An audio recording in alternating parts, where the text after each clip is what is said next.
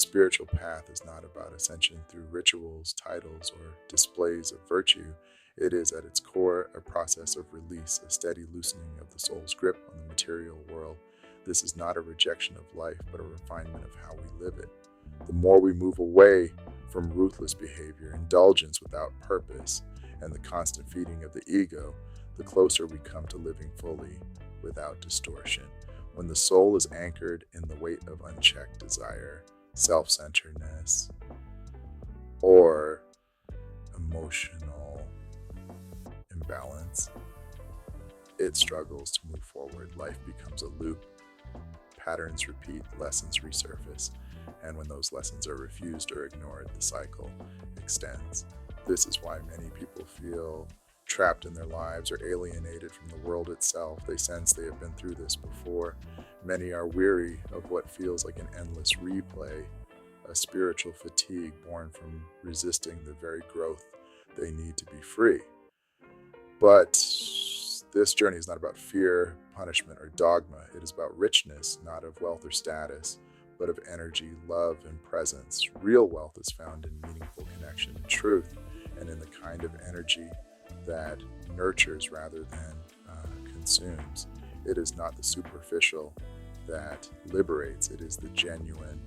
This path becomes especially clear when understood through the lens of what is often called Christ's love, not the institution of Christianity, but the core of what Christ embodied, unconditional love, not romantic or idealized love, but the kind that makes space for forgiveness, even when it is difficult.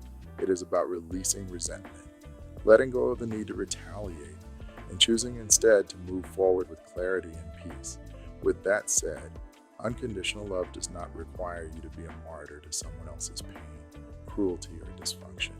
Understanding love does not mean tolerating abuse. There are consequences to choosing a life of harm, indulgence, and disregard, and those consequences inevitably shape a person's path. Recognizing this truth does not make you unkind. It makes you clear. As a human being, you are meant to feel the full spectrum of emotion, including anger, grief, and resentment. The goal is not to erase those feelings or shame yourself for having them, but to understand where they live within you and why. Forgiveness, then, is not always about the other person.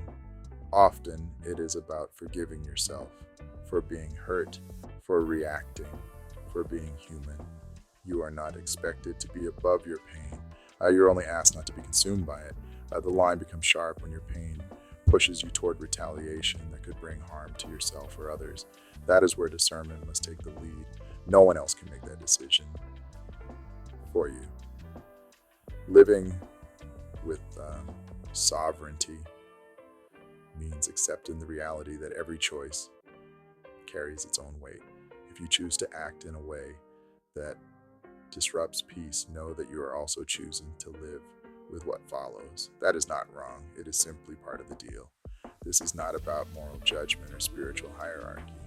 It is about taking full responsibility for your choices, your energy, and your responses.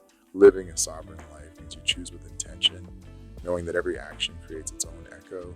This is the journey, to live as clearly and openly as possible, so when the time comes to move on, we are not bound by regret or repetition, but ready.